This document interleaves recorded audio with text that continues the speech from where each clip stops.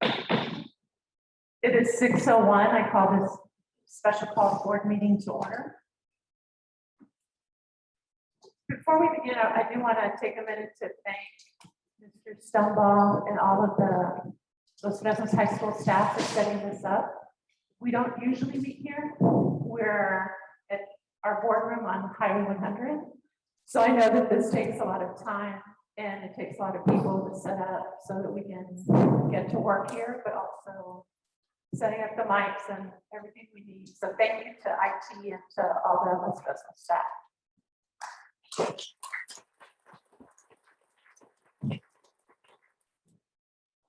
And the reason we're here is so that we could meet with a big group safely. We have not had students at our boardroom all year. So this is special to us because we're used to seeing the kids at least lead us in the pledge. So thank you for bringing your kids to be with us tonight. We've missed out all year on recognizing them. So this is special. We have people here to help us with the pledge. Mrs. Garcia, this evening we have Samantha Campos, pitcher on our softball team, and Mr. Victor Loa, pitcher on our baseball team. They're here to help lead us in the Pledge of Allegiance. Welcome. Will you guys please come up? Mrs. Garcia, members of the board, Dr. Salazar, we had to get a little substitution last second. So we have Sarah Gassa from girls soccer and Keno Gao from boys basketball.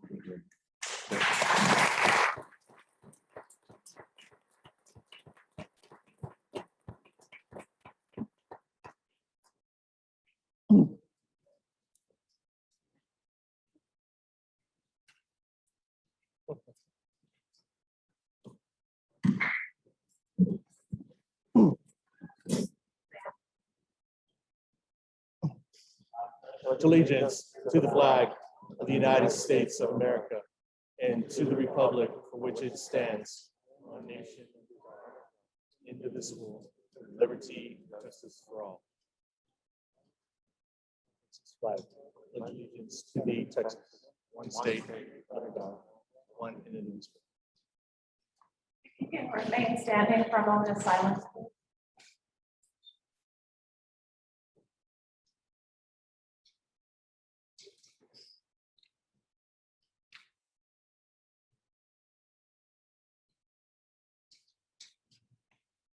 You may be seated.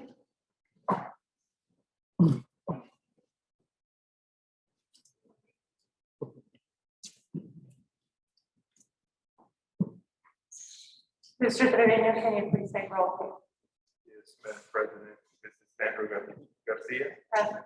I am here, Mr. Ruben Trevino. Mr. Martin Castillo is not with us today. Ms. Leticia Quintero, Present. Mr. Ray Faria, Mr. Jesus Amaya, Present. Mr. Leonel Garza, Dr. Gonzalo Salazar. Present. Thank you.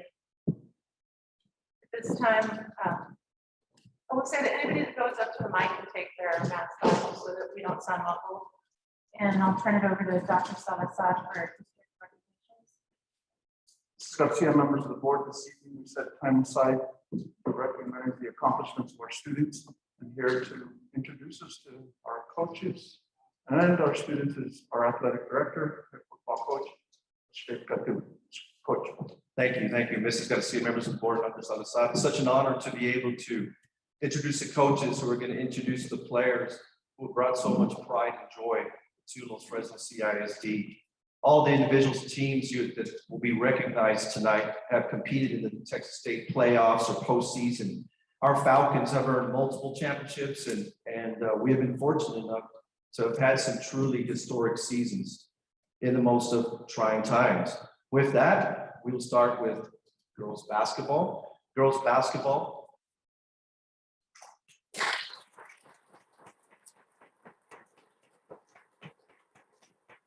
Girls basketball team reached the postseason and were by district finalists. And I'll introduce you to Coach Rebecca Littleton.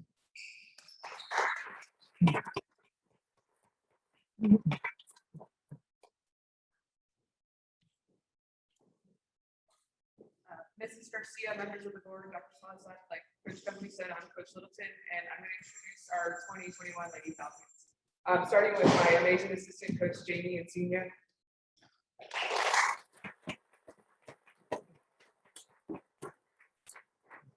Sophomore number 1, Maritza Ortega.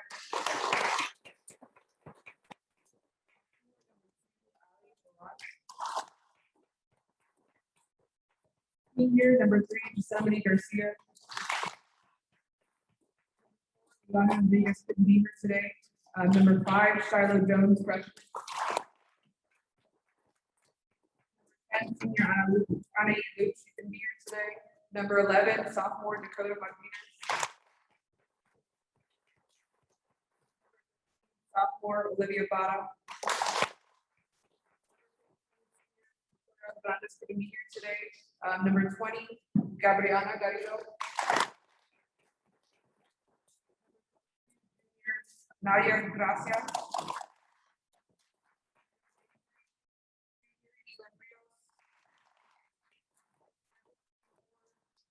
Sarai Jones.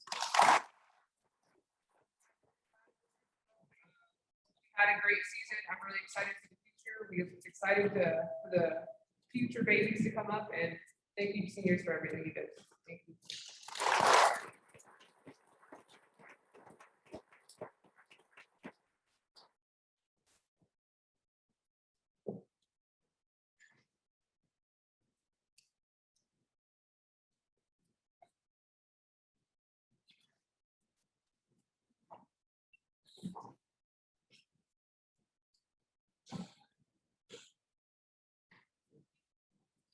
Awesome. Thank you so much, Coach Littleton, and girls basketball team. One last applause for them. Great job.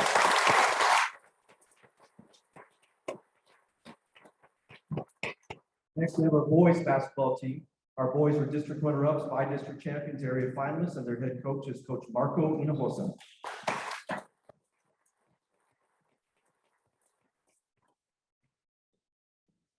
Good evening, Garcia, members of the board, Dr.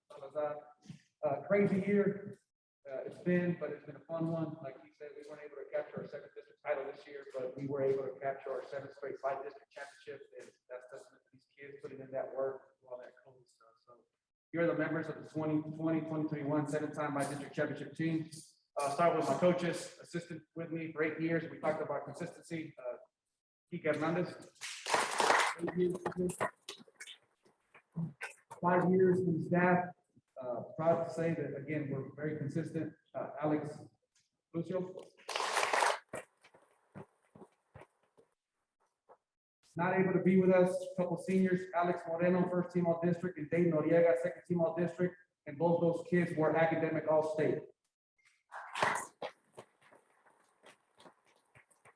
First team all district, second team all valley, who will be returning next year. Have high expectations on him, Darius Garcia.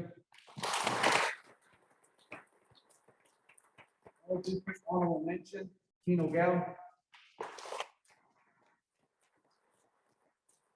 Junior, second team all district, Roger Castillo.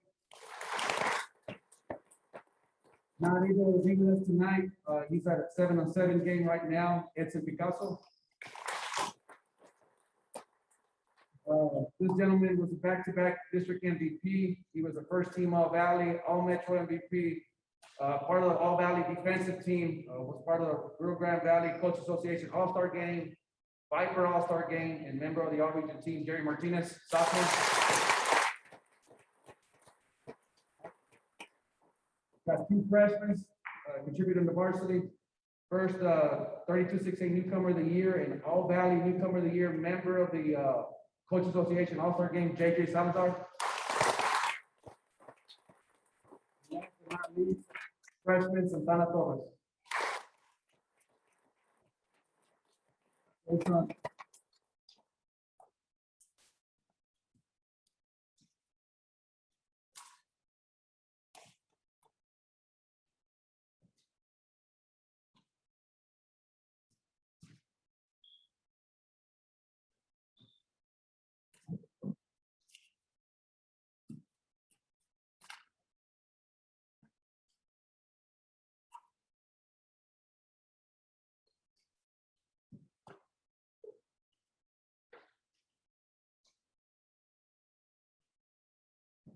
Awesome, great job, boys basketball, one last time.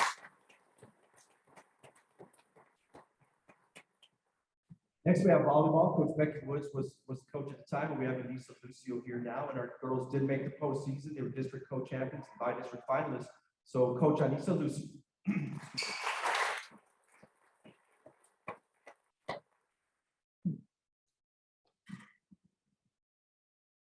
you. Good evening, Mrs. Garcia, members of the board, Dr. Salazar.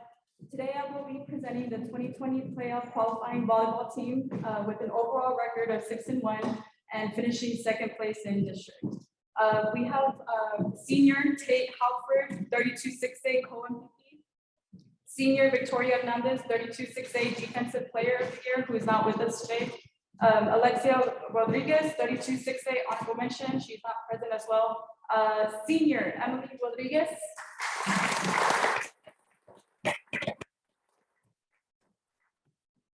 Senior Clarissa Ariaga could not be present. Senior Leilani Rodriguez could not be present. Junior Elin Rios, 32-6A honorable mention. Junior Mia Brown could not be present, 32-6A first team all district. Junior Cadence Castillo, 32-6A second team all district. Junior Jenica Leon is here.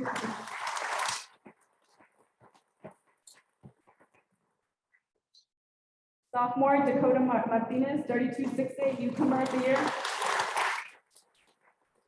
Sophomore Olivia Mata. Sophomore Troy Reyes. Freshman Jenna Rios could not be present, and freshman Savannah Smith could not be present. And lastly, our varsity first assistant Norma Peña.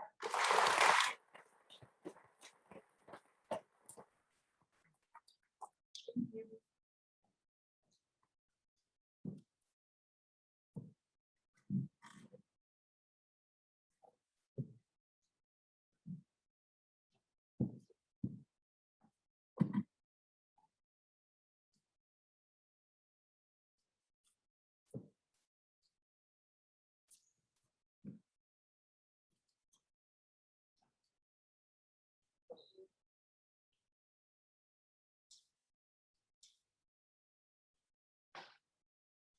Okay, thank you, Coach Lucio in volleyball. Thank you. Next, we have girls soccer. Girls soccer's head coach is Juan Luna. Our girls soccer team had an incredible season. They were district runner-ups, by-district champions, area champions, regional quarterfinal champions, and regional semifinals, meaning they made it to the fourth round. It's awesome. Coach Juan Luna.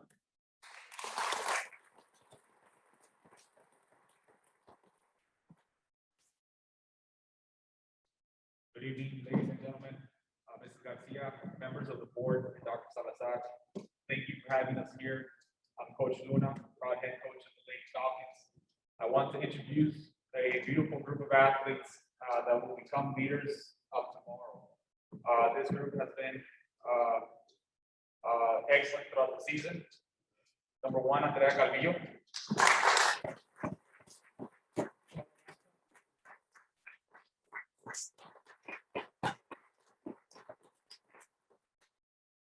Samantha Cazares. Bianca Gonzalez. Yvette.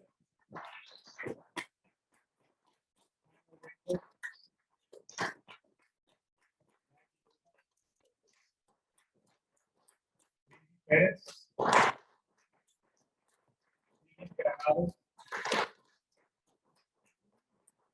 Jocelyn Vasquez.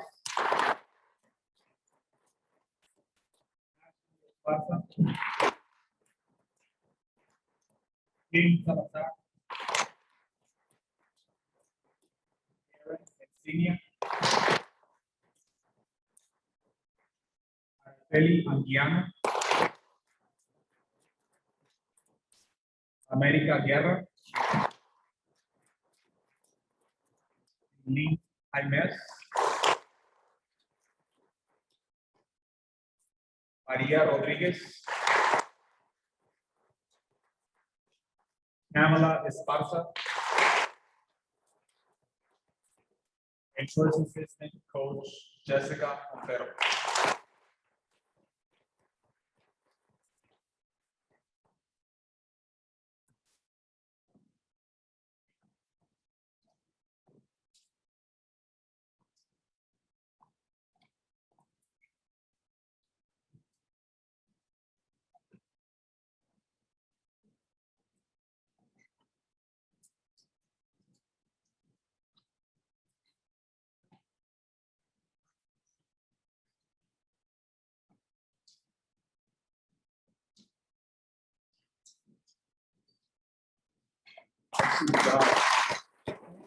Girls soccer, thanks.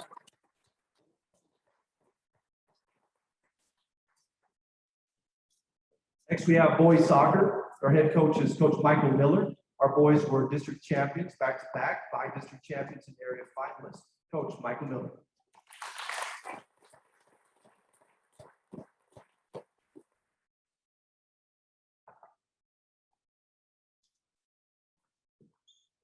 Garcia, members of the board, and Dr. Salazar. Introduce myself, Coach Michael Miller, and I want to introduce you today to the second district boys soccer district champions in school history. So first of all, we have senior Frank Melendez. He was first team all district as well as first team academic all state.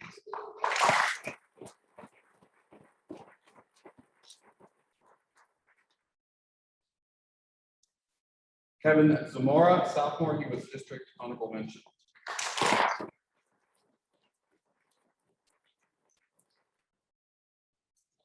Jesus Ramirez, he was first team all districts.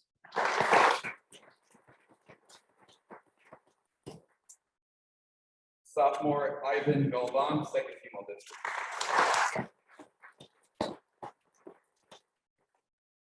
Senior Gilbert Garza, district offensive player of the year.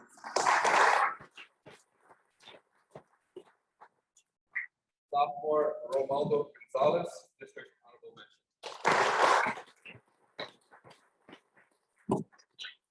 Senior Marco Loreno, district honorable mention, academic first team all. And Adrian Longoria, first team all district.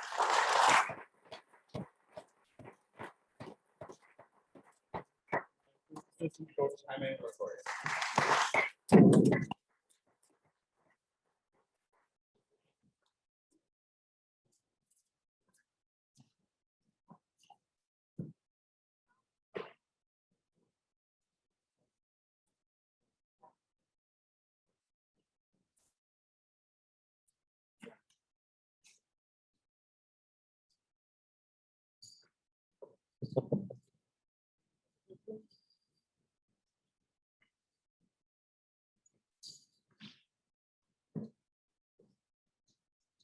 Okay, one last time for boys soccer. Congratulations, guys. Great job.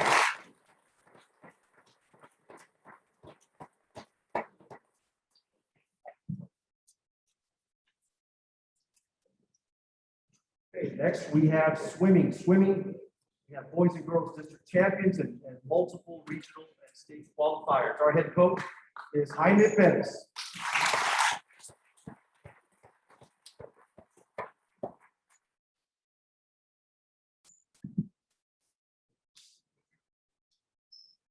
Mrs. Garcia, members of the board, and Dr. Salazar, thank you for the opportunity to allow our student athletes to be here and display their hard-earned awards. I want to start off by thanking God for keeping us safe this season. And I want to give him all of the honor and the glory for another banner year for the Los Fresnos Boys and Girls Swimming and Diving and Water Polo program. Special thanks to my assistant coach, Stephanie Irving, for her hard work and dedication to our program. And I also want to thank the parents of our swimmers for their support. I want to start off with Jocelyn Blanco.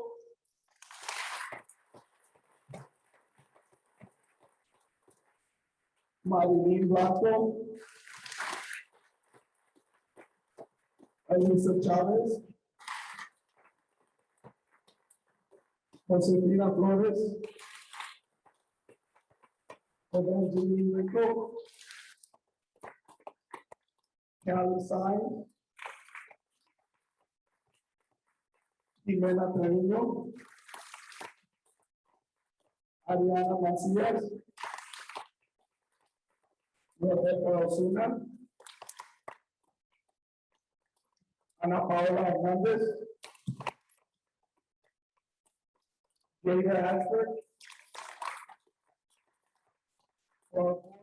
Daniel Castro, Héctor Gutiérrez, Fernando Ramírez, Alonso Santisteban,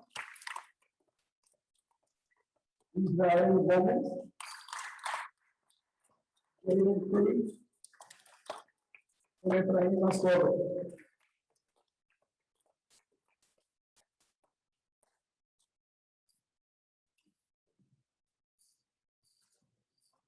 So our students have all of their awards, their first team all region, second team all region. They have a lot of their medals. I do not have the time to introduce everyone. We would need a whole meeting just for them. So all I will have to say is that I'm extremely proud of all of your accomplishment and your hard work, both in the classroom and in the pool. And as far as for the Los Fresnos swimming teams, the best is yet to come.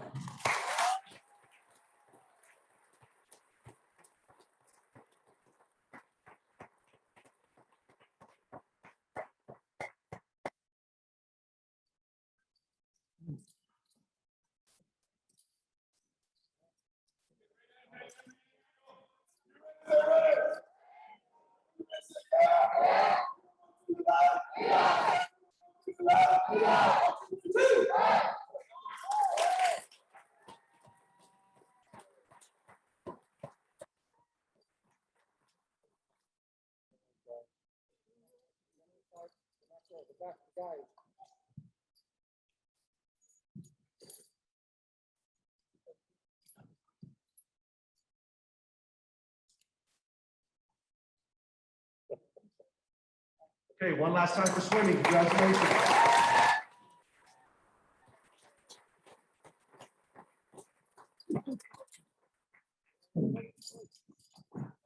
Next, we have powerlifting. Our powerlifting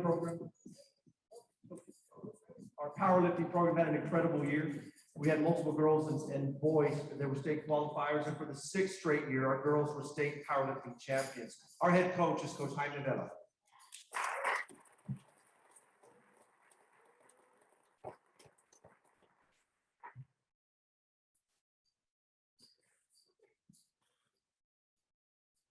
Thank you, Mrs. Garcia, members of the board, Dr. Salazar. I'm Coach Jaime Vela.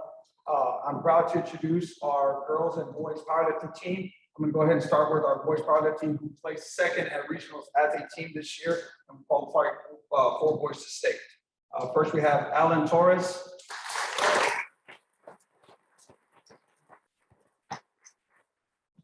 Anthony Enrique.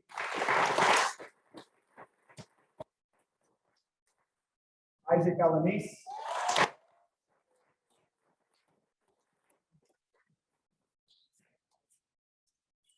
Miranda Escamilla.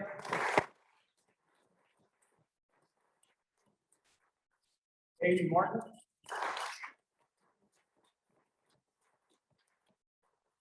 Veronica Martinez. And Carmen Linez.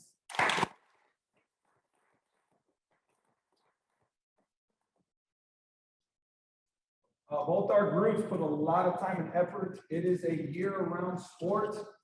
Summers, vacation time, Christmas, Thanksgiving. Our girls and boys are in that weight room religiously putting in work. Can't say enough about them.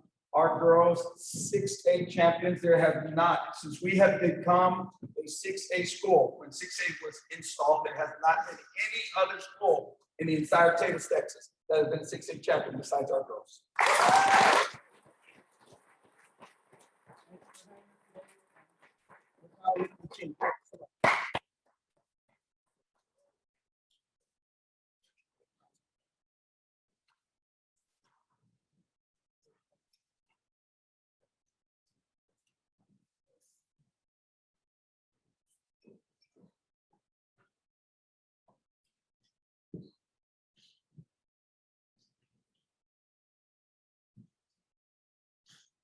Okay, one last time for powerlifting. Congratulations. Great job.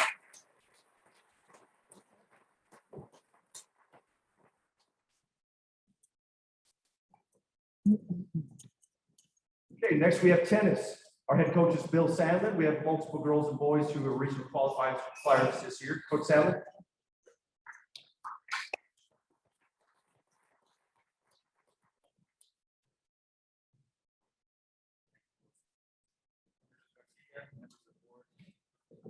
Dr. Salazar, thank you for having us here.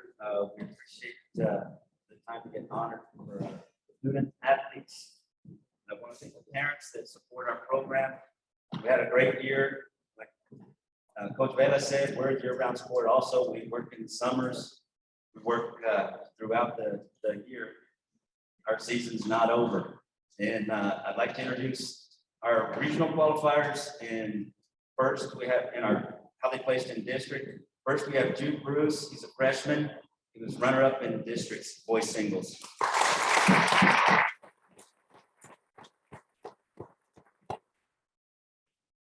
We have Aniston Martinez and Tommy John. They're juniors. They were runners-up in mixed doubles.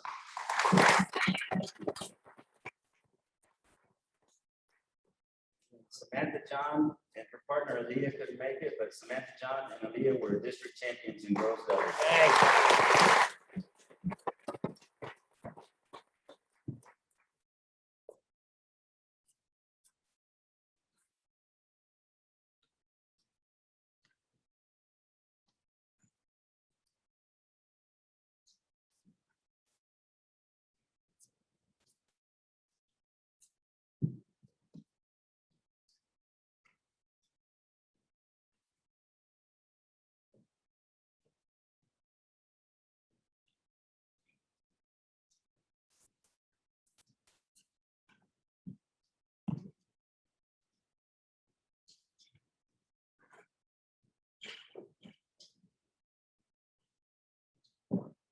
Okay, congratulations to tennis. Thank you so much.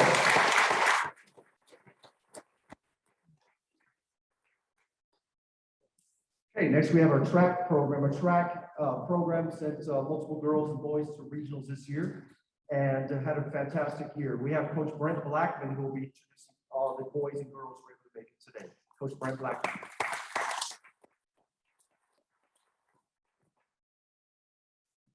Mrs. Garcia, members of the board, Dr. Salazar, thank you guys for this opportunity to recognize our student athletes.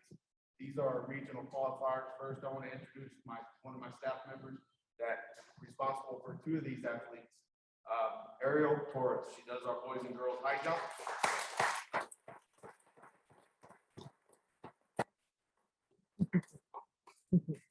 Got high jump, Javi Barón.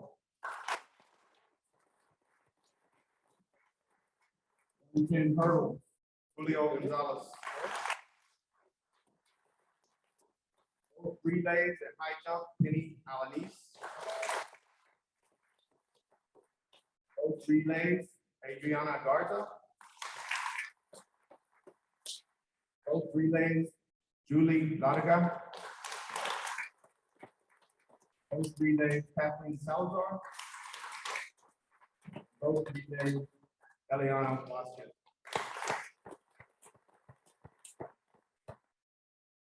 These are your regional 4 track qualifiers.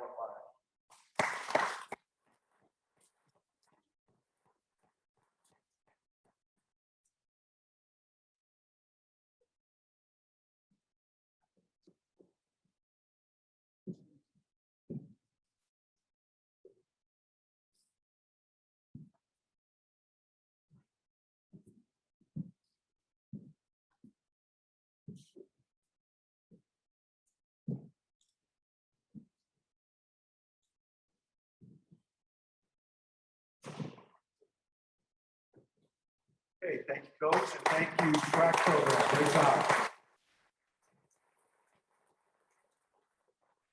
Next, we have wrestling, led by Coach Roland Gomez. We have multiple girls and boys that were regional qualifiers and one boy qualifying to state. Coach Roland Gomez.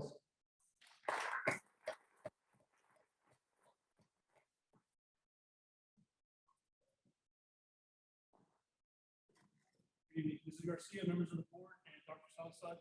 I want to take this opportunity to thank you guys for all the support for all our athletic programs in the district.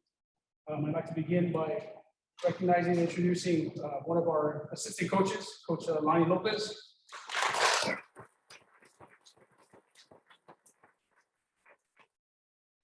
I want to begin with our female wrestlers, Gina Moreno.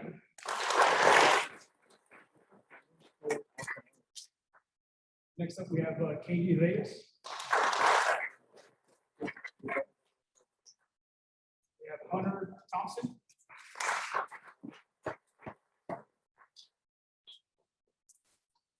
Ryder Thompson.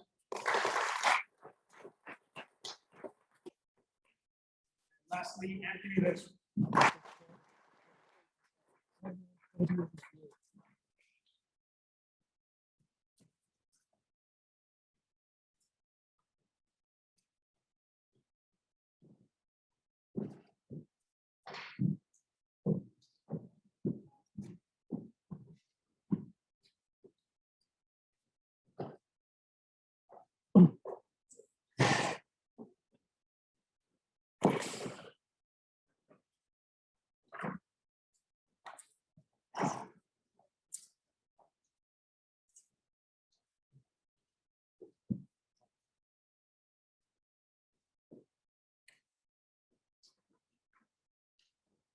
Hey, Wesley, congratulations. Great job this year. Next, we have our golf program. Our golf program is led by Coach Luis Gonzalez. Our girls were district champions and regional qualifiers. Coach Luis Gonzalez.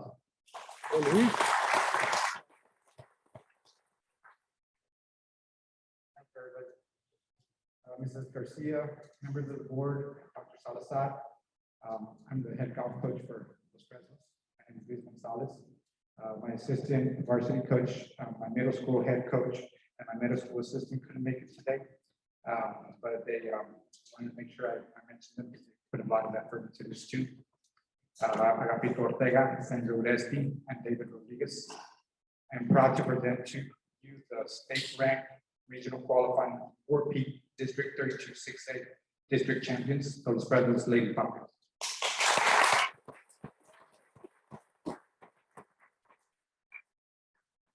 We have senior Natalie Barrera, senior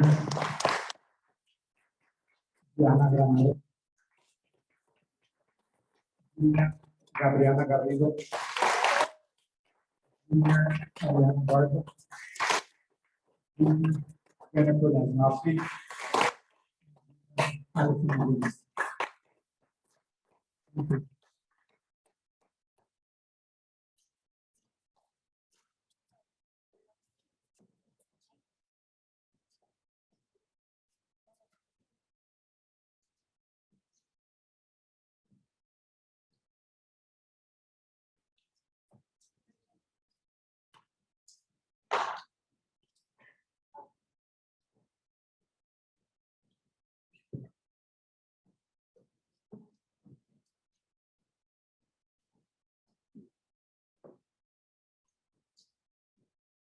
Okay, golf, congratulations, great year.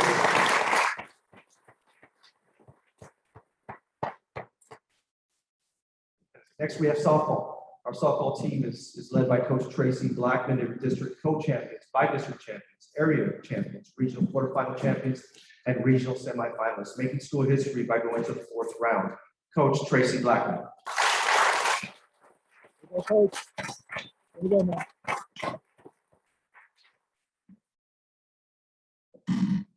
Good evening, Ms. Garcia, members of the board, Dr. Salazar.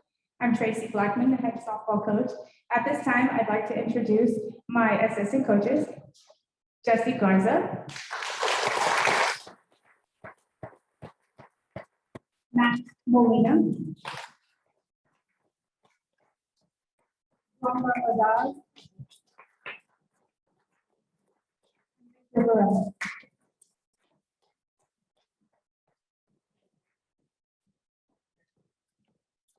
And now for your 2021 regional semifinalists. Number 1, sophomore, Caitlin Pettis. Andrea Guevara, Junior. Samantha Campos, Senior. Emily Rodriguez, Senior. Monica Ortiz, Senior. Crystal Perez, Junior. Vanessa Villa, Sophomore. Sophie Varela, Junior. Natasha Gonzalez, Junior. Victoria Altamirano, Junior. Diana Bolinas, Senior. Melissa Laraga, Junior. Martinez, Sophomore. Jones, Junior. Freshman.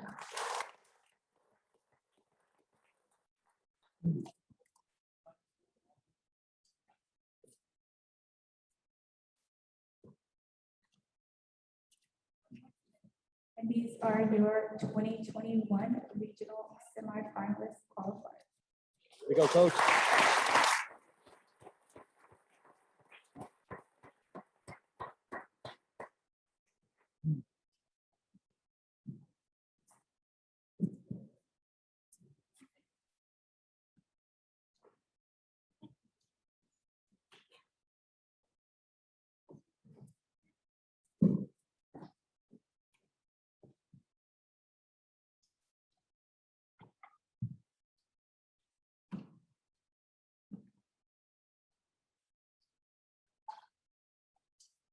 Okay, softball, congratulations, fantastic work.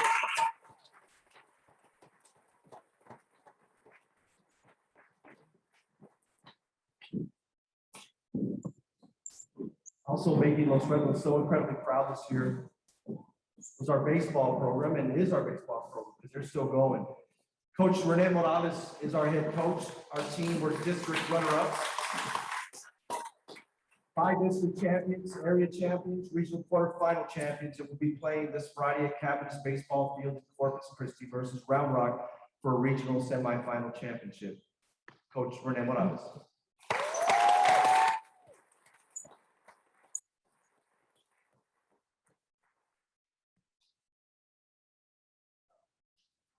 Here, members of the board, I'm Coach Morales. I just want to introduce our 2021 varsity baseball team. Number 1, Jose Pepe Cervantes.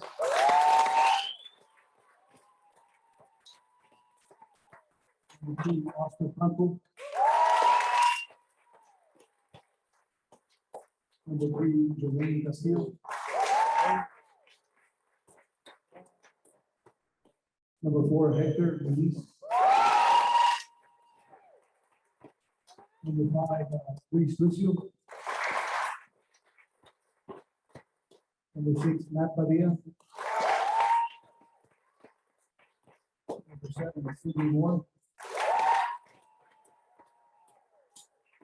Number 9, PJ De Leon. Number 10, Eric Cantu. Number 11, Gio Tomar. Number 12, Aaron Garcia. Number 14, Juan Garcia.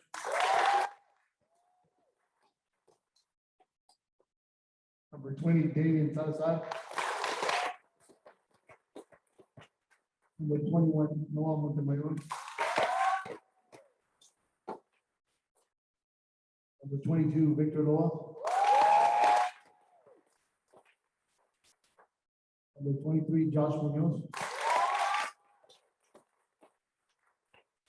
Number 24, Roel Gonzalez. Number 25, Diego Cantu. Number 30, Jacob Sandoval. 2021 baseball team. Yeah.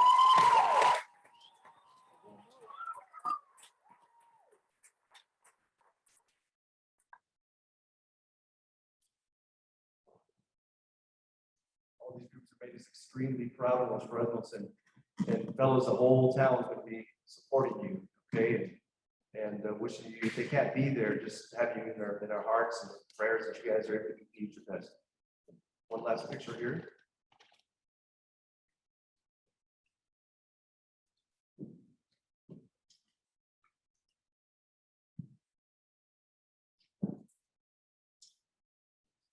Falcon baseball team.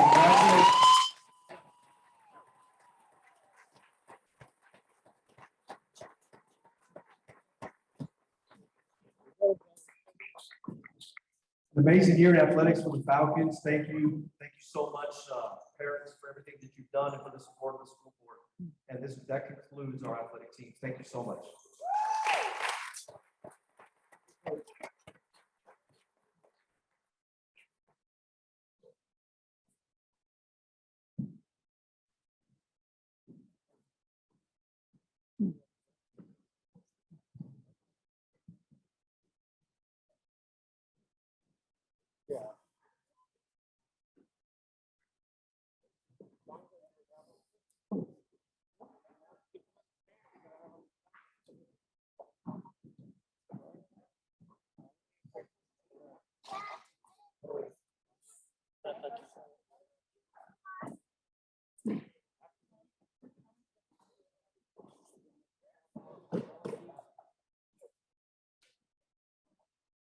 We'll give them a minute to leave.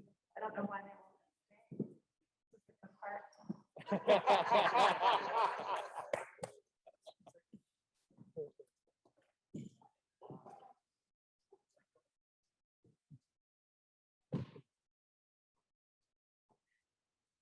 Okay, we'll move on to item number 6, public hearing. We do not have anybody sign up. We don't have public hearing. Or we do, sorry. Okay. We're at item number 6, public hearing.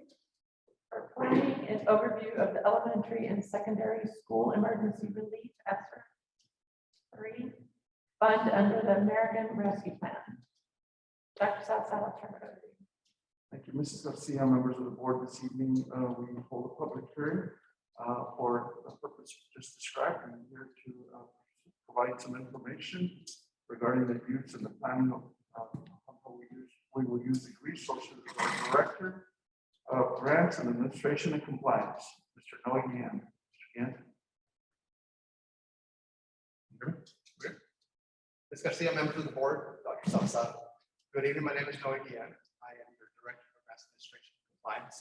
Tonight, I am honored to be here and present our district's most recent federal entitlement of $28 million under the American Rescue Plan that was recently signed into law by President Biden March 2020. Under the American Rescue Plan, funding was allocated to school districts across America under the Elementary Secondary School Emergency Relief Fund, otherwise known as ESSER 3. If you're wondering why we're talking about ESSER 3 and where did ESSER 1 and 2 go, well, let me just go a little bit back to last year around this time, May of 2020. If you recall, the district was awarded $3.2 million under the ESSER 1 CARES grant. With that grant, we were able to purchase laptops, internet hotspots, medical supplies, personal protective equipment, software licenses, all for the kids in distance learning. So we're very fortunate to receive those funds that really helped out a lot. ESSER 2 is still pending from TEA. TEA and USD are trying to finalize whatever they have at their level, and we should be receiving those funds in the coming weeks or so. And that's going to be a significant amount also under the ESSER 2 grant. So just to, you'll see the document right now, that's the summary document of ESSER 3 and how the American Rescue Plan has been awarded. We'll touch some fine points on that document. I won't go through it all, but just I want to say again, this is a $28 million grant. Our grant timeline begins March 13, 2020 and goes through September 30th of 2024. That is approximately 3 years. Not a big timeline for this grant, but definitely a short time to get all these ideas and grant allowable activities in place. If you're wondering why there's a March 13, 2020 date, that is when President Donald Trump declared the coronavirus pandemic a national emergency. So anything that, any expenditure that we might have expensed in local funds, we can definitely go back and reclassify those expenses. And so we're diligently looking at those expenditures and making sure that we reclassify as much as we can. As part of the grant requirement,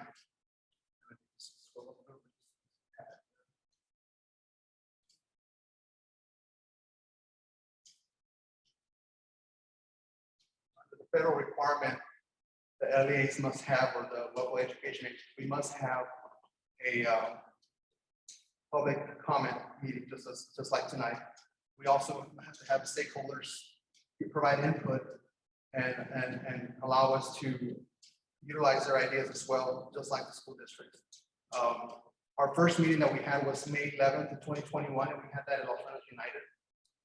We had our leadership team there, principals and cabinet members, come up with needs assessments throughout our district that are allowable under this grant.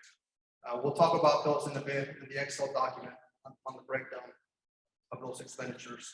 We currently have a survey. I don't know if y'all had a chance to look at it or if you participate. If you haven't participated, I definitely ask that you do. It's a feedback that we need to have as part of our requirements. As of Friday of last week, we had about 500 responses, which is great. As of yesterday, I think it was a little bit over 600. So definitely a lot of positive responses, good ideas that parents are giving us. And we'll share that with our last meeting with our stakeholders. So there's a lot of meetings involved with the planning of this grant. It's not just, hey, here's 28 million and just spend as you wish. So there's a lot of planning. We have to have a lot of supporting documentation, just like tonight, that we present this information to our stakeholders in our community. After we receive the NOGA, we have to post a safe return in person instructional continuity service plan 30 days after we receive the NOGA. That needs to be posted in our district website. It will be reviewed by TEA. It will be monitored. It is one of the compliance requirements for this grant. And it's also required us to make sure that we review our plan every 6 months, because things will change. We might say, hey, you know what, we didn't think about this expenditure. Let's go ahead and make an application. So that is the intent of the 6-month review. As I scroll further down, you'll notice that there is a 20% set aside requirement under the grant. This is a minimum requirement of the $28 million. Again, in a little bit, we'll discuss the Excel document that kind of breaks down those expenditures. But just to kind of give you a rundown, the sections that are added to this grant above the ESSER 1 grant. So whatever was allowed under the ESSER 1 grant, which is this laptop that I talked about, hotspots, under federal statute, they added additional activities for this grant. One of them is the 20% set aside for learning loss activities, administering high quality assessments, implementing evidence-based activities, supporting parent and families, student attendance and improving student engagement, and campus air quality systems. So those are the areas that were added to the ESSER 3 above the ESSER 1 grant. By all means, if there's any questions, feel free to ask me. If we need clarification on any of the areas that I've talked. I know grants are not the most fun things to review, but it's a great grant. It's an awesome funding source for us. Within your package, you should have a Excel document. It's a 3-page Excel document. And here, based on all of our needs assessments that we met back in May 11th with all our district leaders, we came up with a game plan, a dollar amount. Again, these are just these are the preliminary dollars. They're not engraved in stone. Things will change, especially right now with everything going on with vendors and districts shopping at the same time, HVACs, computers, etc. So things may change and we may adjust as needed. If you'll notice, each in the Excel document, there are separate sections. The first one, you'll notice that it's learning loss activities. And under the learning loss activities, you'll see all the different activities and dollar amounts across and what we're estimating the dollar values will be. For example, for learning loss, if you look at the far right, there's $12 million allocated for this particular one. Earlier, I had mentioned that there's a 20% set aside. Well, guess what? This is 43%. This is an area that we really feel we should really emphasize with everything that's going on with what has had happened for the past year. I know Dr. Salazar, you want to touch base a little bit with the class size. Yes, Mr. Garcia, members of the board, among the different initiatives that we're funding with the allocation for learning loss is and one initiative that goes hand in hand with our literacy initiative, our desire to move from a COVID slide to a COVID climb, and that is class size reduction in first grade. With these funds for the next 3 years, we will maintain a 15-to-1 class size ratio in first grade, which will allow our teachers to do great things with our first graders. We're going to be putting measurables in place so that we're tracking student progress in the first grade. Also, we are going to be planning meaningful activities, way of extended day, some enrichment activities. We know that through meaningful activities, children acquire vocabulary. If the experiences are meaningful, then children will acquire the type of vocabulary that will help them in their academic lives or progress academically. I'll pause here and see if you have any questions. I do want to highlight again, even though Noe pointed out that by law, we must spend 20% of the total allocation on learning loss, and we are budgeting 43% of our funds in that area. So a heavy focus on interventions and academic progress for our students.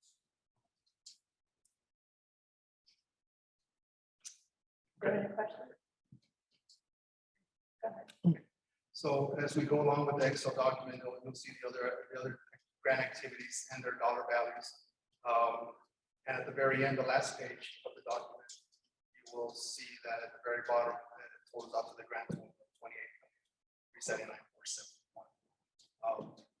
If everything goes well and our stakeholders have no questions, and they will give us the blessing to continue with the grant application, this is pretty much our game plan at this point.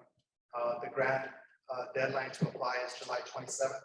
So what I'm thinking right now is that once we get our surveys finalized, which is Friday, May 28th, this Friday, we'll have a better understanding what parents are telling us with the surveys, and then from there we can again go back and look at any other ideas that we might have. So that's the game plan.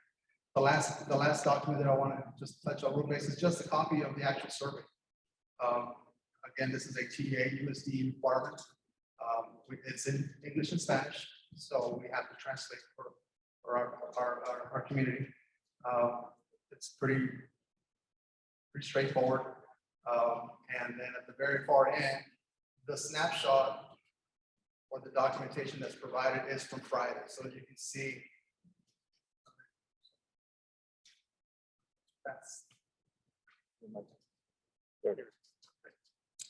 you'll see some of the based on the questions and feedback from parents.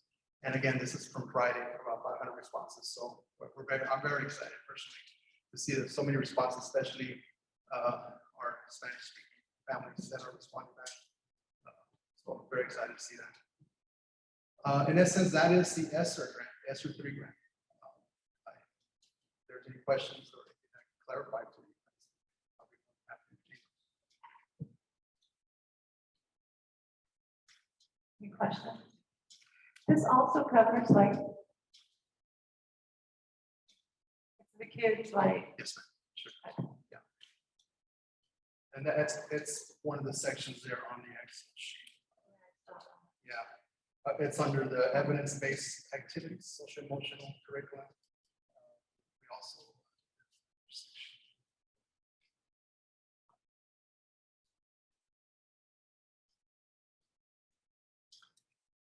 That's a section that definitely has an allowable cost. And we're currently using other funding sources right now, such as Title IV and even state compensatory education funds to provide those services for our kids.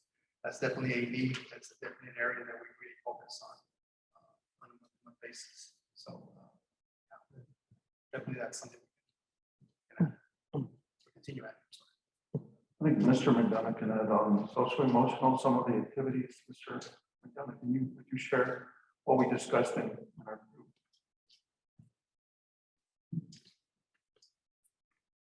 Yes, when we met in our subcommittees, that was one of the main areas that we talked about. We had one group that specifically targeted social emotional learning.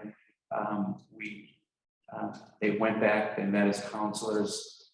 We're adopting a program called Character Strong, and it aligns with the personal character and social emotional learning TEKS. It must be covered in each grade level. So we're going to be adopting it district-wide. We had a couple of campuses that had already started on that particular program right before the pandemic, but now we're going to adopt it district-wide and work that across all campuses and we're doing curriculum writing this summer we have a group of counselors that have agreed to do curriculum writing to do follow-up small group activities through the Character Strong program. Can you discuss the types of interventions that we will fund for students who are identified as being beyond what the curriculum provides? In addition to that, we'll continue with our MOUs. For example, we have some outside counseling that's specialized, especially when things get above and beyond what a school counselor is ready to handle. We will continue with A New Today. That's one of the programs that we do. And it fully funds whenever a referral comes across for a student that's dealing with a serious social emotional type of an issue. We deal with that. Then we also have our grant that is continuing that we are partnering with the county on as far as again, it's social emotional where we're partnering with both the county and with UTRGV where they're sending licensed counselors that can also, again, another referral program that we can steer families towards those programs. Thank you, Mr. McDonough. Actually, I remember the board, you may also notice that there is a significant investment in air quality. That is a large portion of a plan that will have to put in place 30 days after receiving the notice of grant award. We must post on our website plan for a safe return and program participation, safe return to school and program participation. Air quality, here's an opportunity for us to really improve air quality. So at a future facilities committee meeting, we'd like to bring you a plan that we have for really maximizing this resource and being able to improve air quality throughout the team.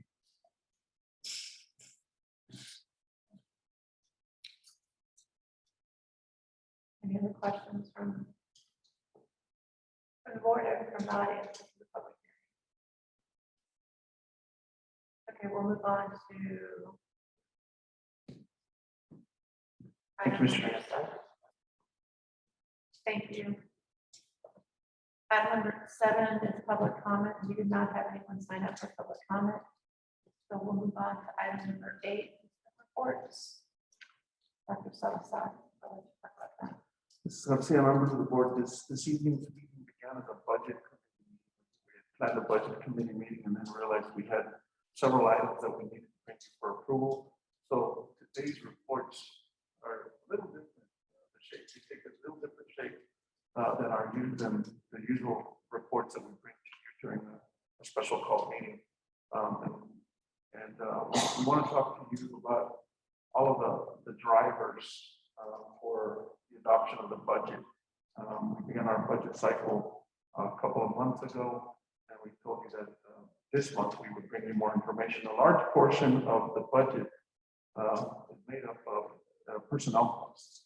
And this evening we bring you detailed information on our first draft personnel costs. You need to know that every year we start with a pay increase.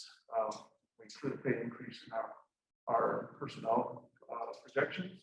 And we work backwards from there. We begin to whittle it down. Whatever we can afford to do is what we bring you a recommendation on. And we felt very, very comfortable with starting at a 5% increase for personnel. And so this evening, behind the tab that says, I'm sorry, beginning under reports, under budget outlook, we begin with personnel costs.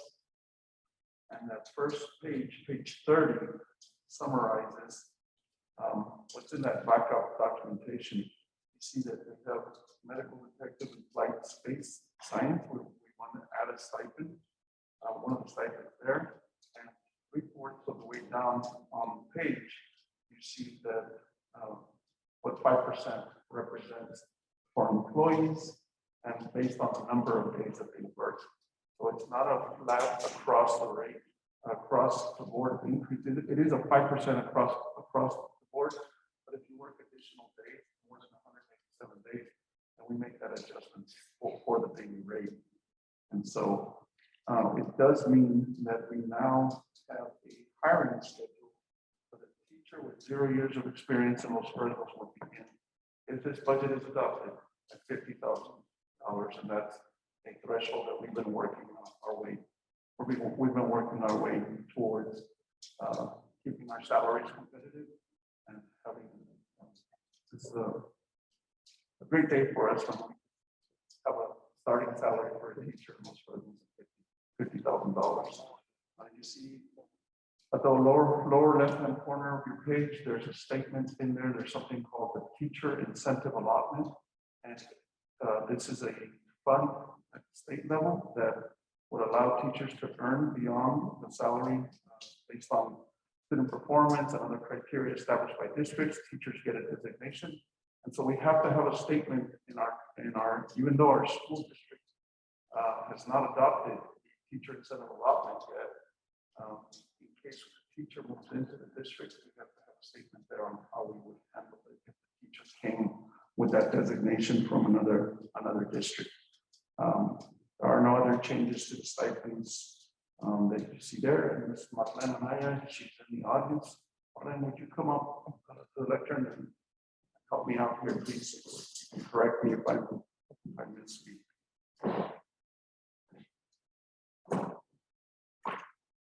So Anaya is our HR director and is instrumental in helping us prepare what we're presenting here tonight. So Anaya, is there anything else on the teacher hiring schedule that we want to point out beyond what I just mentioned? Just moving up $2,500 and the staff members is $2,600 for the increase. So it's we just do want to compensate more our current staff, the ones that we hired. And I know this time because we want to reach out to the 50,000, we decided just a 2,500 difference between the incoming staff applicants or incoming staff members to the current. Thank you. We always try to make a distinction between teachers that have been here and teachers that come in from another district. So it's there's a slight difference in the increase to the hiring schedule. If there are no questions, we can move to job classification and pay grades. I'm looking at page 30, page 32. Under manual trades, and it's actually gives me great pride to bring you a recommendation to move our child nutrition staff from pay grade 1. These are our cafeteria workers who have done a remarkable job during the year of the pandemic. Move them from pay grade 1 to pay grade 3, and then the rest of the recommendations on that page are to move the cafeteria managers, the manager trainees, to move them up accordingly so that we don't create disparity with one move. But it is a recommendation that we will bring you for adoption at some point. I wonder if anyone has any questions with the changes we're proposing in this pay grade.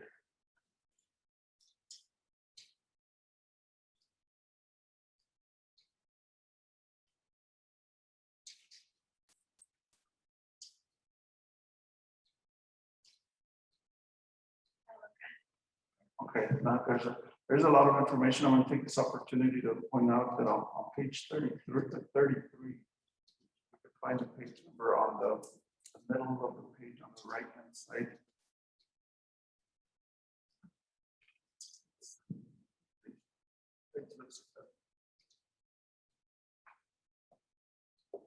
So what you see there is a side-by-side comparison of these pay grades, pay grades 1, 2, and 3 for 2020, 2021, and 2021, 2022.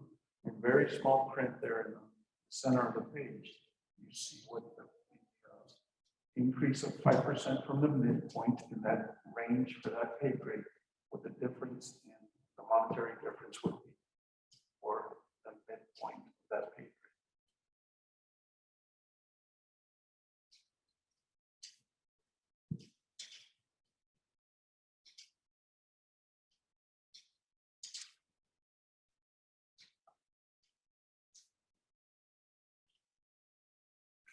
Question.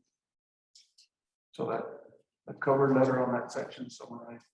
So the biggest change is the child nutrition workers moving from pay grade 1, pay grade 3, and there's corresponding changes for cafeteria managers and trainees and the clerk as well.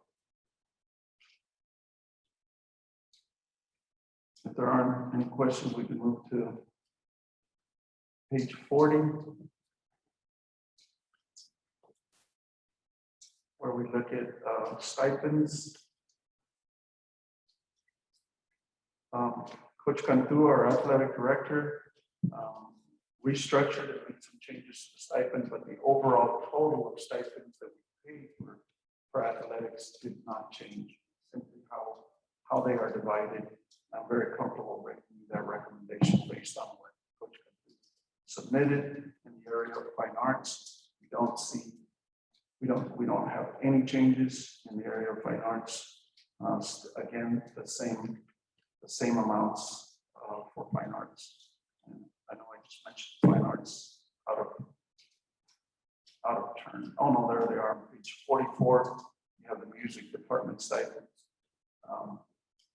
And you see across the page that we are not recommending any changes there.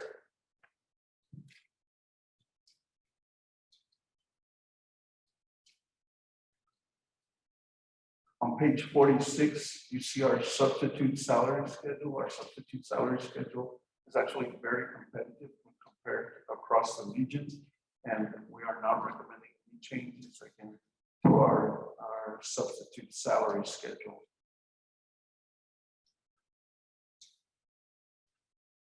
The same is true for our perfect attendance incentive, and the perfect attendance incentive remain the same, so no changes are being recommended.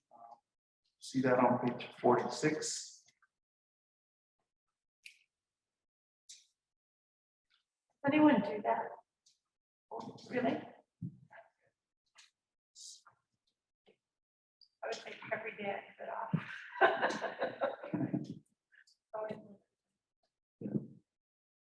So on page, I believe it's 47.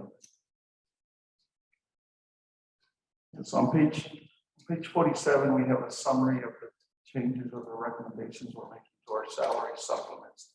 Salary supplements actually come from campus allocations, and all it is a guide for how much every campus should pay, so that we don't have one campus paying higher salary supplements for responsibilities for our sponsors. This helps us keep consistency across the district, but they are paid from the campus allocation. And you see there that we're deleting the AMPOS, the Tulsa Welding Scholarship Partnership sponsor. We no longer have that, so at this point we're going to drop that stipend from the list. I'm sorry, yes, it's actually a salary supplement.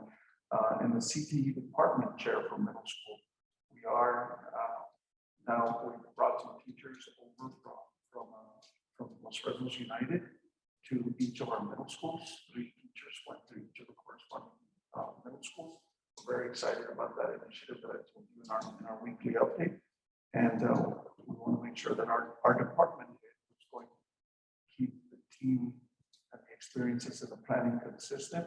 that she continues to receive that stipend. So we are recommending adding that CTE department chair stipend for a teacher who is currently the department chair at Los Fresnos United for CTE.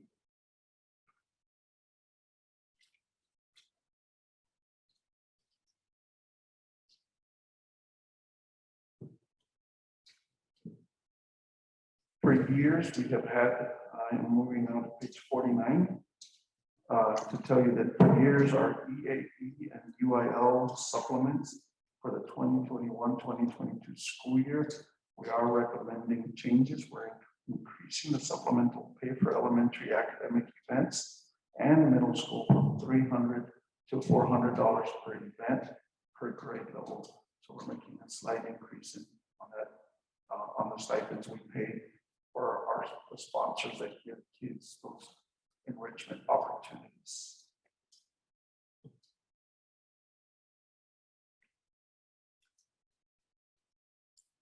And that completes the recommendations on just one of the drivers, a very significant driver for our budget. I'll check before we move on to enrollment. Questions? Dr. Salazar, so I see that we are deleting the AMPO also Welding School Partnership. Are we doing something different with the Welding Partnership, or what is that we're just doing away with it? We're doing away with it because the teacher that was the sponsor, that the teacher that was retired, and we're going to have to start anew. And so when we get there, we'll bring you back that recommendation. Thank you. Yes, sir.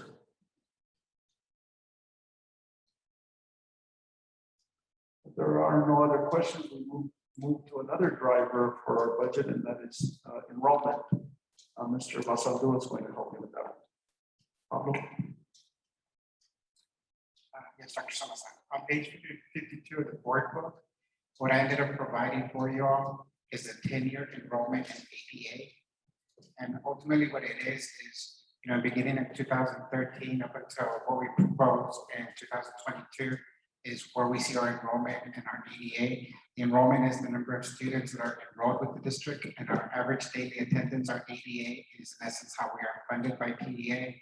So as you can see, we did peak in 2016, as the graph kind of shows, and then we had a slight decline since then. By slight decline from 2016 all the way to 2019, it was a total of like 50 students. So it was ever so slight. In 2021, we did propose to you that we were going to be conservative when it came to our projections and our budgets. We did end up projecting our budget at $10,450 based on our snapshot information. In 2021, we came in at $10,529. So if we were very fortunate, even with the pandemic, the remote learning, our students were still, within our district, and we were able to meet the proposed revenues that we proposed in 2021. So where we are now is we're going to continue just to be conservative. The number that right now we are projecting based on different models that we utilize is coming in at 10,382. Again, that is not a final number. We are still trying to propose and finalize the revenues, but we didn't want to provide you, as we said, one of the other factors that does come into play, when we prepare our budget. Thank you, Mr. Roosevelt. We do want to bring your attention perspective. Yes, we've been making the corresponding adjustments to our budget. We get more and more conservative each year. As I mentioned earlier, staffing is a big part of, big portion of our budget is personnel expenses. And so this is something we monitor very closely and make the corresponding adjustments. But we will be conducting a demographic study because we believe our enrollment hasn't grown it doesn't correspond with the growth that we're seeing in subdivisions that are coming up in our school district. Just yesterday, I learned about other subdivisions that have been approved, and we need to be planning ahead. And so we believe a demographic study will give us valuable information that drive our decisions, and even perhaps where we need to market ourselves more. There may be subdivisions, we suspect there are subdivisions in our school district that don't realize When we did some block walking for the bond issue, we learned some people were surprised that we were knocking on the doors. Where's all for Los Fresnos? So there are areas where we can improve, and so we will begin that awareness by first conducting a demographic study and then building our decisions based on the information that we get from that study. I'll pause there to see if anybody has questions, comments, or suggestions.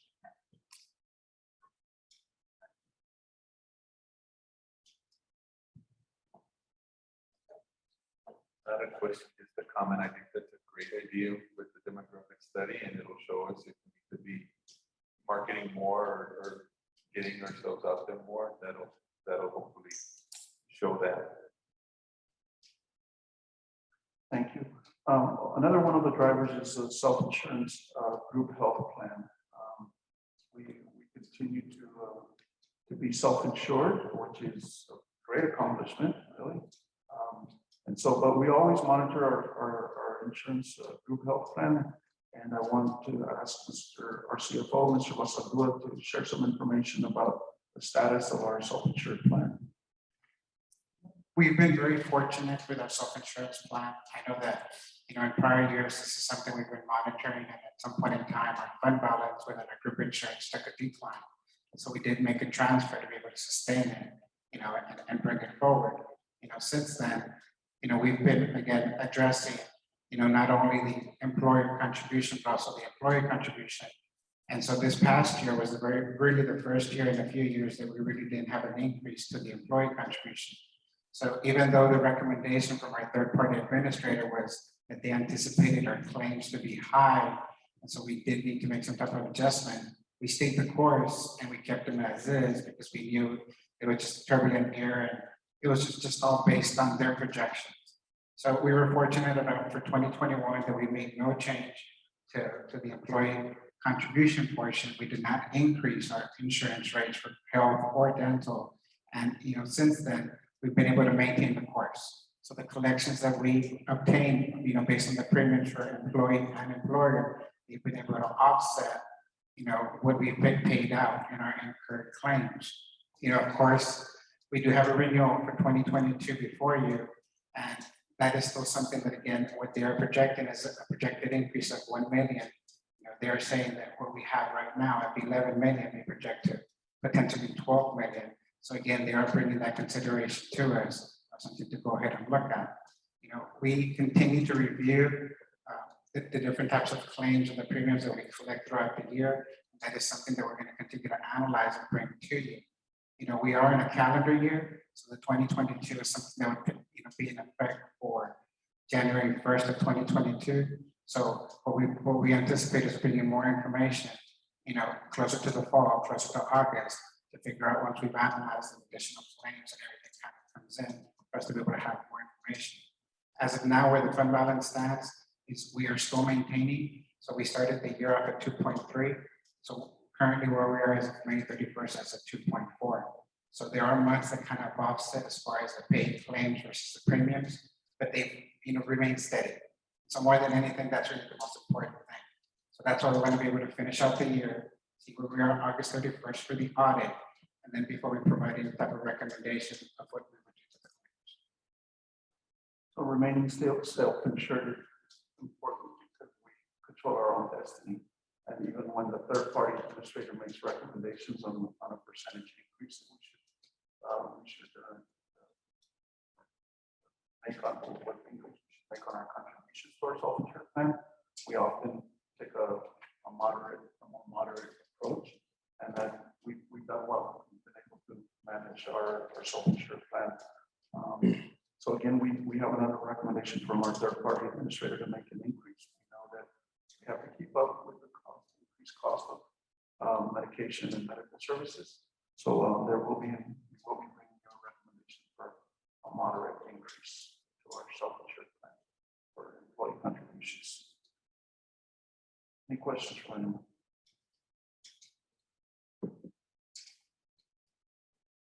So for sure, like we're going to end up having an increase in our, so we're going to wait till August. 1 month.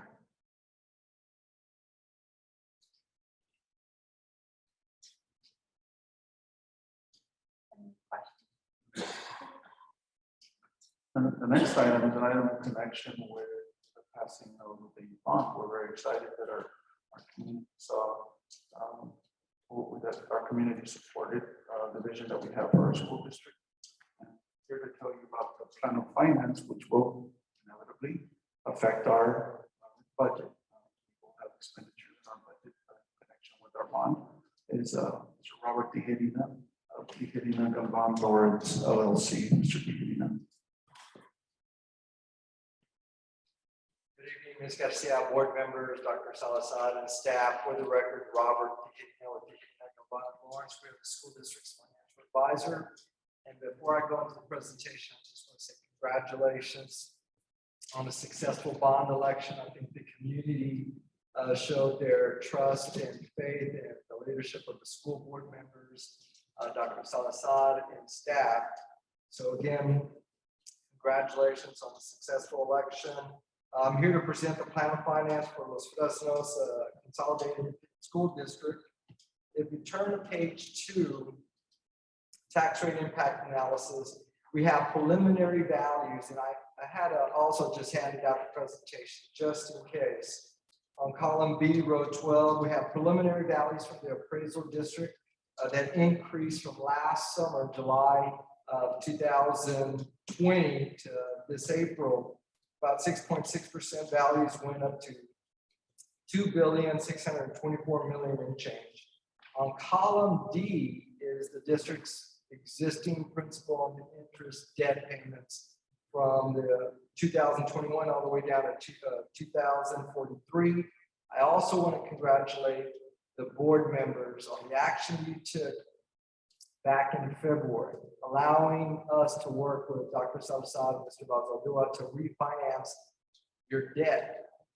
We're able to refinance about 18 million of the school district's existing debt, and we're able to save over $3.6 million on column D of the district's existing debt. We went from an interest rate of 5% to 2.35%. That is reflected on column D. What is also reflected is the cash defeasance that you approved last summer, allowing the school district, the board members, the staff to have the INS tax rate at a certain amount. You all were able to pay off debt of $2,380,000. So again, that is also reflected on column D. On column G, we have the state assistance, existing debt allotment and IFA, that is on column G. If you turn to page 3, the difference here is column E. On page 3, we show the successful bond election on May the 1st, selling $63 million at an interest rate estimated about 2.9%. If we're in the market today, this is on column E, we're in the market today, the interest rate will be closer to 2.4%. We don't know what's going to happen here in the next 4 to 6 weeks, so we have a little cushion in there of 2.9%. If everything goes well, this item is approved, and another item later next month, the district will receive the funds, the $63 million on July the 29th. Now on column E, again, we have the principal and interest payments. That will not begin, your first payments will not begin until fiscal year ending 2022. First payments will be in February and August of fiscal year ending 2022. Now we also have the district receiving existing debt allotment on column H. That existing debt allotment applies to the bond election on column E of $63 million. Selling the bonds, you're estimated to get about 22% of state assistance, beginning in more or less fiscal year 2025. The state will assist you on the debt payments about $730,000.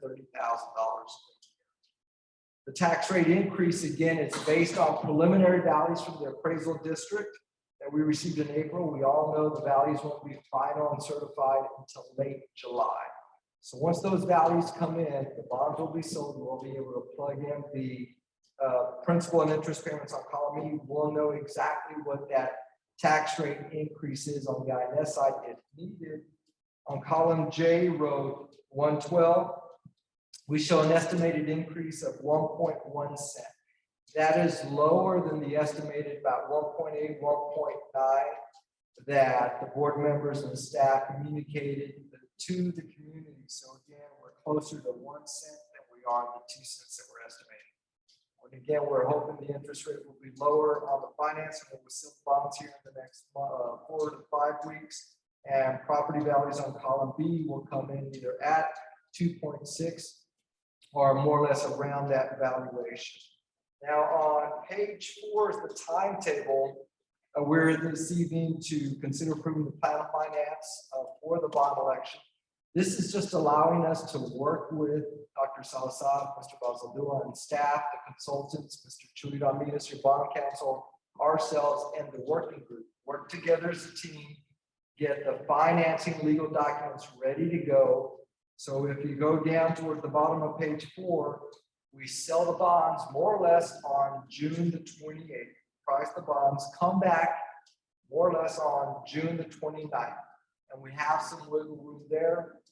If the board members feel that's not a good date to meet, we can move it a little bit later in June or probably the 1st of July. But right now we have an earmark for selling bonds on June 28th. We'll come back. If this item is approved tonight, we'll come back on June the 29th, Tuesday. At that time is when the board members will be presented the final interest rate on the financing, the final principal and interest payments over the life of the bonds, which was on column B on the prior pages. And at that time, you'll see exactly what the INS tax rate will need to be for next fiscal year. Again, we're estimating about 1 cent of an INS increase going into next fiscal year. And then if that item is approved on the 29th, the district will receive the funds on July the 29th. The full 63 million. We'll get the information from Mr. Balzadua, and he'll give us the account information. The funds will be wired into the school district's account. If you turn to page 5, it's the working group participants. The issuer, Los Fresnos CISD Financial Advisor, Bond Counsel, J. Ramirez Law Firm, the paying agent, Bank of New York Mellon. The underwriters are pretty much the same financing team that we used on the refunding bonds when we sold the roughly 18 million to save that 3.6 million, with one addition, Raymond James. So we have 5 firms instead of 4. The reason is it's a larger financing. And underwriters counsel, Lock Lord, that is the attorney law firm that will be representing the 5 underwriters on the financing. I know it's a lot of information, but if there's any questions from the board members, Dr. Salazar, the staff. I have one clarification. Mr. Kikirina used the I word, increase, when we're talking about the tax rate, but the overall tax rate is a compression in the M&L, so we will see the tax rate either stay the same or be lower.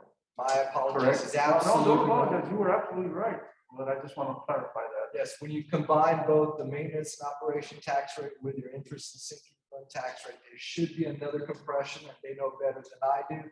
With the lowering of the M&O, the slight increase on the INS, the overall tax rate should be the same or slightly lower than this current fiscal year. Absolutely. Thank you. Any questions?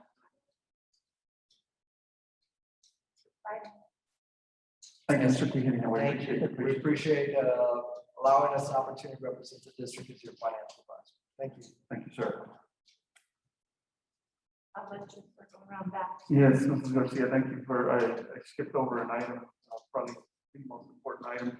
Why do we pass bonds? Why do we hire staff? Why do we have personnel costs? Well, because we deliver instruction. And I want to point to one of the drivers for the adoption of the budget are the interventions that we have to provide for students who may be struggling. Our mission is to deliver a quality educational experience for all students. Our goal is for that quality education to result in the development of socially responsible lifelong learners. Over the course of the past year, we have seen student performance be less than desirable. The pandemic has affected a lot of students. I heard you discuss the COVID slide. This online platform hasn't been the best platform for all kids, despite of all of our efforts. Kids learn best when kids learn best when they're in front of our teachers. So what we included in this backup documentation is the few scores that we have for end of course exams. I've told you in weekly updates about higher failure rates that we've seen. And we always bring you the good, the bad, and the ugly, right? We're very proud when our kids perform, when they succeed, but when they don't, we let you know. And so we saw a 7% difference of 7 percentage points in the performance of the students in the area of English 1.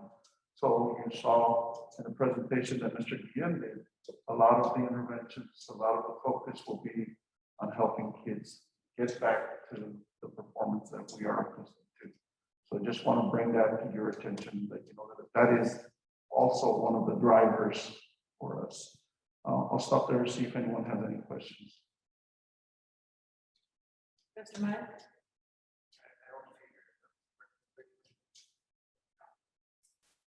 Yes, sir. We saw about 113 students, fewer students come in to take that course exam. Just went down percentage wise. I'm just wondering on participation rate this year compared to last year, and just ballpark. It's been pretty at the high school. It's been 80%. Seems that every single test that we've had, starting with the December test, we're getting about 80% of the kids that are coming in. So we're seeing on these English 1 and English 2 on the results that are coming in, 5 to 7% drop. But the numbers, these numbers could be skewed in a way because you're not getting 20%. We're not getting test results on those. So where would that push that number? Would it be an even greater drop, or what are we missing there? But we definitely, just from the feedback that we've gotten from teachers and students, we know that this mode of instruction is not the best for our kids. But that's what we're seeing pretty much every test. It seems again we tested this week. We had EOC algebra. Again, 80%. It seems like 80 to 82% is what we're getting that are coming in to test.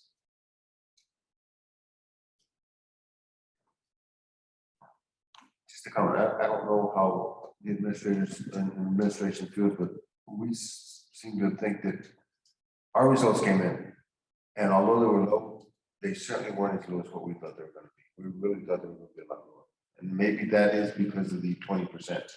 Because those are probably the students that didn't feel they were ready to take the test, so it's just easier for me to not to take it. So that's just what we've seen. I don't know how you all are discussing it. But for the benefit of those in the audience, when you say what we've seen, what you would think? Another county where I work, Raymondville, where we work, we really thought that it was going to be much lower. Our participation is about the same as what you're talking about, but we anticipated scores much lower than what we got this. We were in this. We felt the same when we first saw it. We were expecting it could be much worse. Came back with this 5 to 7%, but then we started. That's what we're going to dig into now. Is if you look at that, take that 20%, and then maybe look at past scores to see is it more the struggling learners? Is it a combo of your high kids and the low kids, where it is? But that's what's kind of skews this data is what would those 20%, where would they drive that number? Thank you, Mr. Superintendent.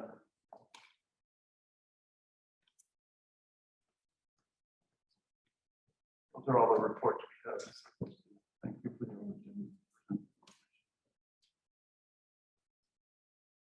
Before we move on, if there are any questions on any of the reports that you might have, we'll address them before we go. Now we'll move on to item number 9, action items. First item is to discuss and take action to have the finance team proceed with development of a plan of finance regarding the district's proposed unlimited tax school building bonds, the series 2021 financing. Do I have a motion on this? Mr. Trevino? Yes, Ms. Garcia, I move that the board approve finance team to proceed with the development of a plan of finance regarding the district's proposed unlimited tax school building bond series 2021 finance. Thank you. Do I have a second on that? Mr. Meyer? Is there any discussion or any questions? There being no discussion, all those in favor to approve the finance team to proceed with the development, please raise your hand. The motion passes unanimously. Item number 2, discuss and take action to approve bond council's engagement agreement payable on a contingency basis. Do you have a motion?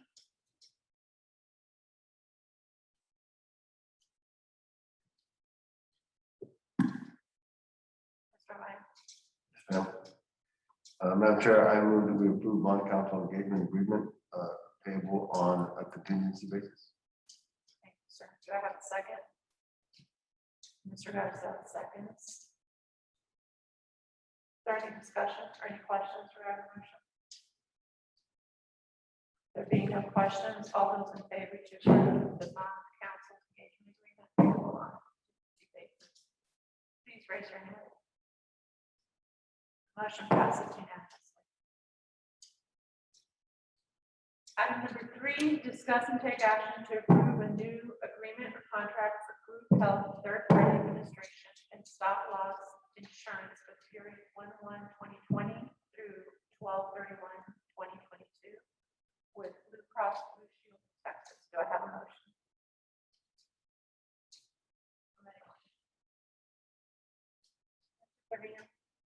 Yes, Madam Chair, I move that the board approve to renew agreements, contracts for group health, third-party administration, and stop-loss insurance for the period of 1/1/2022 through 12/31/2022 with Blue Cross Blue Shield of Texas.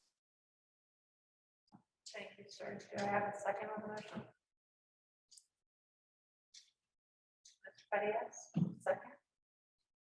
Are there any questions or discussion? There being no discussion, all those in favor, please raise your hand. The motion passes unanimously. Item number 4, discuss and take action to award agreement contract for CSP number 20-21-37, the copier fleet. Do I have a motion?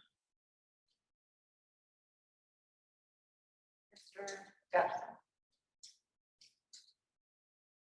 I move that award contract, agreement contract for 21-37 copier. Thank you, sir. Do I have a second? Ms. Quintero? Are there any questions regarding the motion? There being no questions, all those in favor, please raise your hand. The motion passes unanimously. Item number 5, discuss and take action to authorize the donation of the Palomar and the Laureles Liberty Memorial Lift Stations described below to the city of Los Fresnos, Texas, and authorize the superintendent to convey such property in accordance with section 272.001, section 1 of the Texas Local Government Code. The lift stations are described as A, the Palmer-Loxo lift station is an approximate 0.037 acre tract of land located near the southwest corner of Block 7, Coal Tract subdivision as reported in volume 3308, page 293 of the deeds record for Cameron County, Texas. In B, Laureles Liberty Memorial Lift Station described as an approximate 0.469 acre tract of land located in the southwest corner of Block 79, Fresno Land and Irrigation Company as recorded in volume 3, page 8 of the map records of Cameron County, Texas. Do I have a motion? Mr. Trevino, I'll move. do I have a second? Mr. Garcia, the second. Are there any questions regarding the motion? Mr. Faria? Oh, it was seconded already. Do you have any questions? It was already seconded. Yeah, Mr. Garcia, give him a second. There being no discussion, all those in favor, please raise your hand. The motion passes unanimously. Item number 6, discuss and take action to approve the Los Fresnos CISD designation of innovation, DOI plan, and to authorize to submit the plan to Texas Education Agency. Do I have a motion? Jeremiah? Madam Chair, I move to approve the Fresno CISD designation of innovation DOI plan and authorize to submit the plan to the Texas Education Agency. Thank you, sir. Do I have a second? Ms. Quintero, the second. Are there any questions or discussion? There be no questions. All those in favor, please raise your hand. The motion passes unanimously. Item number 7, discuss and take action to approve employment contracts for the 2021-2020 school year. I don't know what I'm doing. Administrative staff contract recommendations. Do I have a motion? Mr. Gasko. I move to approve the employment contract for the 2021 school year. Administrative staff contract recommendation. Thank you, sir. Do I have a second? Oh, sorry. Seconds. Are there any questions or discussion? There being no discussion. Oh.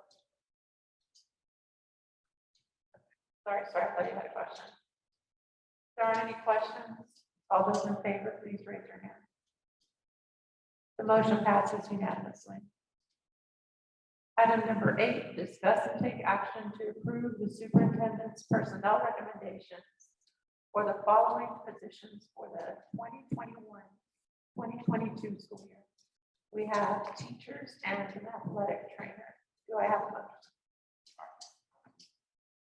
Mr. Padilla?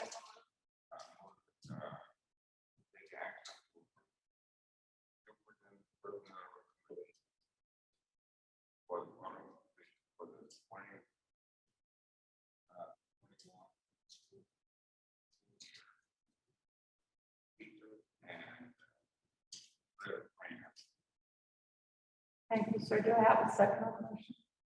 Ms. Quintero, a second. Are there any questions or discussion? There being no discussion, all those in favor to approve the personnel recommendations, please raise your hand. The motion passes unanimously. Are you here?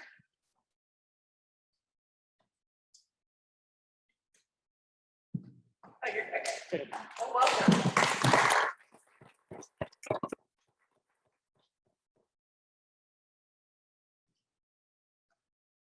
That is all for action items. We do not have a closed session tonight. So Dr. Salazar, I'll turn it over to you for any announcements. Thank you, Mrs. Garcia, members of the board. This evening, we want to announce that our graduation is scheduled for Saturday, June 12th at 7:30 p.m. at the Memorial Stadium. On Monday, June 14th, we'll have our regular school board meeting at 6 p.m. at our usual meeting place. And just a reminder that this Friday, May 28th, the baseball team participates in the regional semifinals against Round Rock. That's at 7 p.m. in Corpus Christi. Go Falcons. Thank you, sir. It is 7:47. I call this Meeting adjourned.